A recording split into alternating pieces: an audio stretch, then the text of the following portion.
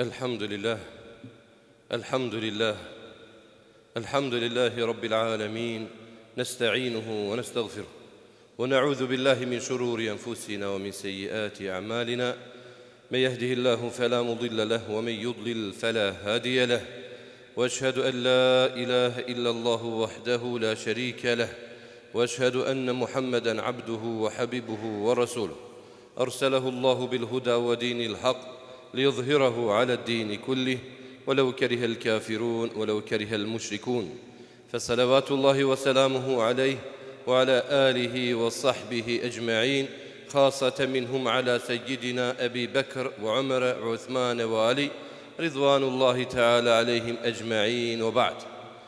Kažu uzvišeni Allah subhanahu wa ta'ala: O vjernici, bojte se Allaha istinskom bogobojaznošću i nemojte nikako drugačije umirati osim kao pravi muslimani, osim kao oni koji su potpunosti predali uzvišenom Allahu subhanahu wa ta'ala.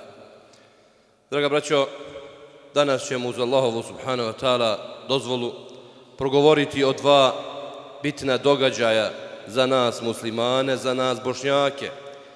Na prvom mjestu događaj koji obuhvata sve muslimane širom svijeta, a to je hidža Allahovog poslanika Muhammeda sallallahu alaihi wasallam, koju je Allahov poslanik učinio iz Mekke u Medinu. Hidža pada za 2 dana, otprilike taj datum, i tad počinje nova hidžetska godina. Kako je to Omer radijallahu anhu odlučio i odredio da se od tada računa muslimanska nova godina. Jer muslimani prije toga računali su mjesece. Arapi su računali mjesece, ali im nije bilo bitno nešto to kad je nova godina, kad nije nova godina. Nisu to specijalno nešto pamtili i pazili. A Omer radijallahu anhu odredio je da to bude onoga dana kada je Allahov poslanik započeo novu epohu svoga života, svoga pozivanja na Allahovom subhanahu wa ta'ala putu, jer je napustio Meku i otišao za Medinu. I to je bio jedan veliki događaj, jedna velika stvar, jer nakon toga uzvišeni Allah subhanahu wa ta'ala počastio je muslimane da budu gorni, da budu pobjednici, da se proširi Allahova subhanahu wa ta'ala vjera do granica i do te mjere da je više nikad niko ne može ugasiti. Iako pokušavaju sa svih strana, iako pokušavaju na sve moguće načine da ugase Allahovu subhanahu wa ta'ala vjeru, da omalovaže Allahovu subhanahu wa ta'ala vjeru, da uplaše ljude kad je Allahova subhanahu wa ta'ala vjera u pitanju, vjerujte, to nikad niko uspijet neće. Jer uzvišeni Allah subhanahu wa ta'ala je zagarantovao da će ova vjera ostati do sudnjeg dana i da se neće ugasiti. Samim tim, vjernici moraju da su pametni, vjernici moraju da su oštroumni, vjernici ne smiju da izazivaju problemi, da prave probleme tamo gdje ne treba da se prave problemi, da na takav način ugrožavaju svoju braću muslimane nakon toga i da izazivaju neke stvari za koje muslimani niti jesu, niti su spremni da ponesu emanet svega toga. Nego svaki vjernik mora na prvom mjestu da pogleda da li ovdje ima nešto koristi za muslimane ili nema. Da li nešto ovdje što ću ja napraviti i uraditi ima koristi za Allahovu subhanahu wa ta'ala vjeru ili nema. Jer nije dozvoljeno da svako na svoju ruku radi ono što mu padne na pamet, da na takav način predstavlja Allahovu vjeru onako kako ne treba.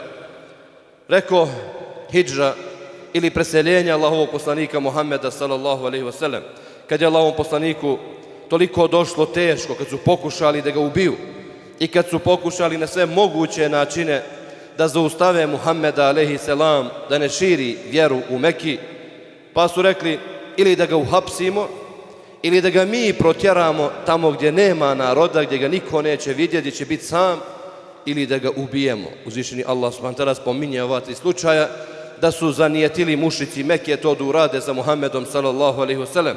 U tom trenutku uzvišeni Allah mu naređuje da napusti Meku on i oni koji su sa njim primili islam i da se presele za Medinu. Dosta našeg naroda, kad ih pitamo gdje je rođen Muhammed, ne znaju. Gdje je preselio Muhammed, ne znaju.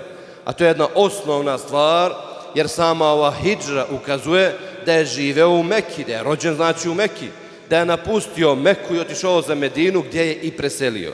Čak neki ljudi i hadž obave i ne znaju da je Allahov poslanik rođen u Mekki, a da je preselio u Medini, baš zbog te hidže o kojoj govorim.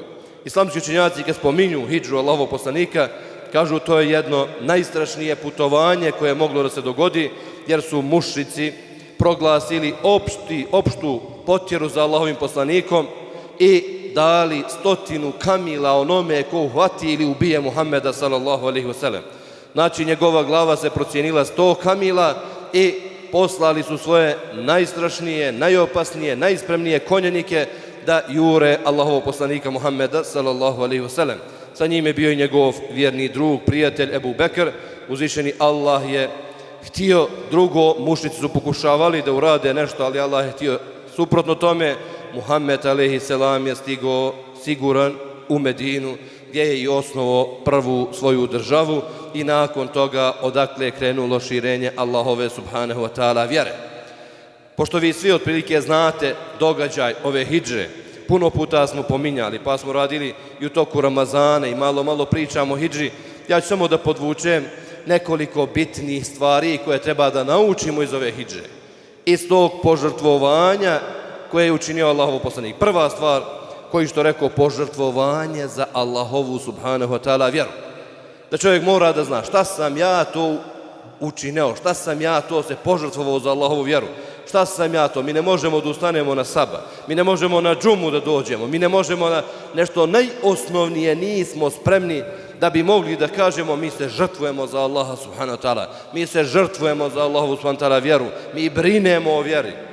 Mi danas smo došli do te mjere da, što kažu, te neke najlakše stvari nismo spremni da uradimo. Allahov poslanik Muhammed sallallahu alejhi ve sellem napustio je svoj dom, napustio je svoje bogatstvo, svoje imanje koje je imao, napustio je sve ono što je bilo u Mekki i krenuo na najopasniji put, kaže, u istoriji koji se pominje. Gdje je bio gonjen, gdje je bio juren, gdje je bio sa svih strana proganjan, da ga uhvate Allahov poslanik Muhammed sallallahu alejhi ve sellem, krenuo je na tako strašan put. Njegovi ashabi, drugovi, ostavili su cjelokupno svoje bogatstvo koje su imali i rizikovali svoje živote da dođu iz Mekke u Medinu kod Allahovog poslanika Muhammeda sallallahu alejhi ve sellem. Jedan od njih koji se spominje, sigurno ste imali priliku da čujete, jeste Suhejb er-Rumi. Ovaj Suhejb er-Rumi bio je velikan ovoga ummeta, bio jedan poseban prijatelj, drug Allahovog poslanika Muhammeda sallallahu alejhi ve sellem. Međutim, spominju da nije bio rođen u Mekki, da nije bio Mekelija u tom smislu da je tu rođen, da je tu bila njegova porodica, nije bio, što kažu, starosedioci, nego se spominje da je došao tu kod njih i onda je zaradio mnogo imetka, mnogo novca, pa je krenuo da učini hidžu, da napusti Meku, da ode za Medinu, pa su ga mušrici pojurili i uhvatili. Odnosno, primakli mu se na jednu razdaljinu gdje mogu da komuniciraju i gdje mogu strijelama da se gađaju. I ovaj Suhejb er-Rumi kaže njima: o ljudi, vi ste sad blizu mene, imam 50 strijela na leđima, znači u toj torbici gdje nosim te strijele, imam 50 strijela, koji god krene pogodit ću ga, koji god krene neka zna da će napustiti ovaj svijet. Nemoj da mi se primičete, neću ništa, hoću samo da ode Muhammedu sallallahu alejhi ve sellem, drugo ništa. Kažu, pustit ćemo te pod uslovom da nam vratiš sve ono što si zaradio u Mekki, sve svoje bogatstvo da ostaviš, da ništa ne poneseš. Kaže, važi, sve ću vam dati, samo da me puste. Kaže, dogovoreno. I tako se i dogodilo. Pustili su ga. Kad je stigao kod Muhammeda sallallahu alejhi ve sellem, kaže, prije nego što je prišao, kažemo Allahov poslanik, rebihal beja ja Eba Dahda, uspjela je tvoja trgovina, ja Eba Jahja, uspjela je tvoja trgovina, o oče Jahjin, tako mu je bio nadimak, i moje sine Jahju, uspjela je tvoja trgovina, o Ebu Jahja. Kaže, Allahov poslaniče, otkud znaš? Obaviješten sam da si im sve ostavio da bi došao i učinio hidžu do ovdje do mene. Pazite, znači požrtvovanje u svakom pogledu. Druga stvar, ili drugi ders koji treba da naučimo iz hidže Allahovog poslanika, jeste da nema tuge i nema tugovanja ni za čim. Da čovjek mora da shvati da tuga u Kur'anu i u sunnetu Allahovog poslanika se pominje se samo u negativnom kontekstu i traži se od vjernika da bježe od toga, da napuštaju tugu, da ne padaju u očaj, da ne padaju u tugu, jer tuga je ono što uništava psihu insana. Tuga je ono što uništava psihu insana. Šta je tuga? Kaže, tuga je da čovjek boluje i tuguje za onim što je prošlo. To više ne možeš da popraviš. To više ne može da se dogodi. Možeš samo kao vjernik, kao pametan insan da uzmeš pouku iz toga i da baciš to iza leđa, da se više ne vraćaš. Neko, primjer radi, imao dobar posao, dogodio se propao posao. On ne može da krene u novi posao zato što tuguje za starim poslom. Zato što tuguje za starim poslom, ne može da krene, to moraš da zaboraviš. Da kažeš, jedna etapa moga života je bila ovdje, otvara se nova etapa moga života i pokušavaš to da zaboraviš. Čak puno puta dogodi se da se čovjek i žena rastave. Toliko tuguju nakon toga, rastavili se, tuguju, da više neće da uđu u novi brak. I tu treba čovjek da kaže, ovdje presijecam ta jedan dio, jednu etapu moga života, moram da nastavim dalje. Nama vjernicima je to naređeno. Nije naređeno da se tuguje ni za čim na svijetu. Jer kaže uzvišeni Allah subhanahu wa ta'ala, kad govori o pravim vjernicima, o dobrim Allahovim robovima, kaže, oni neće tugovat ni za čim, niti će se bojati od onoga što im dolazi, što im predstoji. Šta se to dešava? Kaže, neće tugovat za dunjalukom kog su ostavili, niti će se bojati tamo kad krenu na ahiret pravi Allahovi subhanahu wa ta'ala robovi. Znači, Muhammed a.s. napustio je Meku. Bilo mu je teško kad je napustio Meku. Kad je izlazio iz Mekije, kaže, ti si najdraži grad Allahu subhanahu wa ta'ala. Nikad te ne bi ostavio da me nisu protjerali. Ali nakon toga, kad je izašao Allahov poslanik, ne stoji da je mnogo spominjao Meku i da je tugovao za Mekom i da nije ništa više radio, samo tugovor su ga protjerali. Nije istina. Nego je odmah krenuo i angažovao se, odmah se organizovao i nastavio svoj novi život. I njegovi drugovi, njegovi ashabi koji su napustili Meku, niko nakon toga nije tugovao da bi batalio svoj naredni život koji mu predstoji, da ne mogao da funkcioniše, nego se vratio i normalno živeo nakon toga. Allahov poslanik čak i nakon osvajanja Meke nije se vratio da živi u Meku, nego je nastavio da živi šta? Ovamo gdje učinio hidžu, odnosno u Medini. Zbog čega? Da dokaže da nema tugovanja, nema bolovanja. Vi znate danas da veliki broj muslimana širom svijeta okusio je ovu hidžu. Okusio je bježanje, okusio je ostavljanje svojih domova, svojih imetaka, uništavanje svega toga. Mi gledamo svojim očima gdje 1,8 miliona ljudi koji stoji u Gazi napustio je svoj dom. Napustio je svoje bogatstvo, ostavio je sve što imao bježeći da spasi svoj život. Znači, ova hidža i danas postoji. I danas ljudi bježe spašavajući svoje živote, boreći se da sačuvaju svoju vjeru, da ne dođe do, što kažu, onoga najgorega. Svijet gleda i ništa se i dalje ne dešava. Molim Allah, gospodara svjetova, da im olakša, da ih pomogne. Amin, ja rabbel alemin. Od stvari koje treba da naučimo kad je hidža u pitanju jeste i da moramo da imamo svoje planere. Svoj godišnji planer, svoj mjesečni planer, svoj heftični planer, da čovjek zna šta treba da uradi tokom svoje godine ili svoga života, pa onda sve, što kažu ono, da čovjek rasporedi, da zna šta mu je cilj. Šta su to nama ciljevi? Kaže Allahov poslanik Muhammed sallallahu alejhi ve sellem, prije nego što je krenuo na hidžu ili prije nego što je krenuo na taj put, šta je uradio? Prvo je isplanirao, pa je krenuo suprotno Medini. Medina u jednom pravcu, Allahov poslanik krenuo u drugom pravcu. Pa su rekli, zbog čega, šta će tamo? Kaže, da bi ove mušrike koji ga jure, koji su za njim, da bi ih prevario faktički, da oni odu u jednom pravcu, da ga traže, on uopšte nije tamo. Pa onda cjelokupna hidža bila je 100% isplanirana da bi stigao Allahov poslanik Muhammed sallallahu alejhi ve sellem. Šta to znači? Da moraju vjernici da razmišljaju o uzrocima. Da bi zaradio, moram da poduzmem neke uzroke, da ustanem rano, da nađem posao, da vidim posao koji mi odgovara, da radim toliko i toliko sati, da se borim, da nema spavanja, nema lijenštinje, nema, da bi zaradio. Da bi ušao čovjek u džennet, hoće u džennet. Kako će u džennet? Ne mora ni u džennet, samo onako hoće u džennet, hajde, evo me u džennet. Nego i u džennet moraš da poduzmeš razloge, moraš da poduzmeš sebe da bi ušao u džennet. Da ustaneš na sabah, pa da klanjaš redovno, pa da postiš, da daješ zekat, pa da obaviš hadž, pa da vjeruješ istinski u Allaha subhanahu wa ta'ala, da se predaš Allahu u potpunosti, da bi čovjek ušao u džennet. Znači, sve ima svoj uzrok. I ova hidža nas uči da moramo da imamo svoje planere ako hoćemo da uspijemo u našem životu. Također, u stvari koje nas uči hidža jeste i čvrst oslonac na Allaha subhanahu wa ta'ala.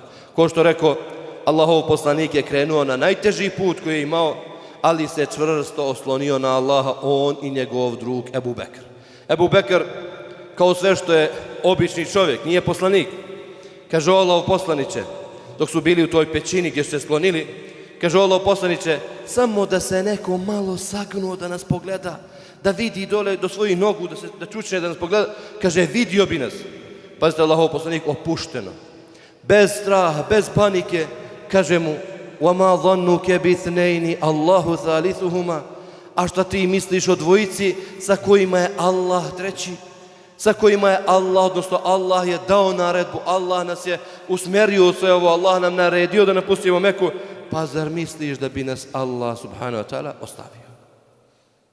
I prijašnji poslanici imali su svoje hidže. Nije samo Muhammed alejhi selam, pa neko da kaže, pa kako to najbolji poslanik, baš njega to protjeraš i baš njega to juriš i tako dalje. Vi znate da je Ibrahim alejhi selam nekoliko puta u svome životu činio hidžu. Vi znate da je Musa alejhi selam bežao od faraona, činio hidžu. Vi znate da je Lut alejhi selam činio hidžu. Vi znate da je Nuh alejhi selam kad je bio potop uzeo narod na lađu i učinio hidžu, napustio svoje mjesto i tako dalje. Bio je veliki broj Allahovih poslanika, jer ta hidža, pored toga što je veliko iskušenje, ona i daje velike nagrade kod Allaha subhanahu wa ta'ala. Ona i daje velike nagrade kod Allaha subhanahu wa ta'ala, jer onaj koji je zadovoljan Allahovom odredbom, a bude primoran da učini hidžu, normalno da će biti nagrađen kod Allaha subhanahu wa ta'ala. Posljednja stvar koju sam htio da spomenem iz ovog događaja, kao ders nama, kao pouka nama, jeste da ujedno hidža i znači ostavljanje grijeha. Da čovjek shvati da treba da napusti svoje grijehe, jer Allahov poslanik Muhammed sallallahu alejhi ve sellem kaže, pravi musliman je onaj od čijeg su jezika i ruku sigurni ostali muslimani. Pazite ovo, od čijeg su jezika i ruku sigurni ostali muslimani. Neće ih ogovoriti, neće ih napast, neće ih obrukat, neće ih ni fizički ugroziti, nego to je pravi musliman. A pravi muhađir, pravi onaj koji čini hidžu kako treba, jeste onaj koji ostavi grije. Jeste onaj koji ostavi grije. Da čovjek ne pomisli, moja hidža, ja ću hidžu gotovo, a grije? A nema ništa od islama da radi ono što je Allah naredio, a sve suprotno Allahovim naredbama radi i čeka nagradu za hidžu. Nego kaže Allahov poslanik, a pravi muhađir je onaj koji ostavi grije i pobegne od grijeha. To je što se tiče prvog događaja. Rekao ovo što čujete, molim Allah subhanahu wa ta'ala da oprosti meni, vama i svim muslimanima širom svijeta. Amin ja arhamar rahimin.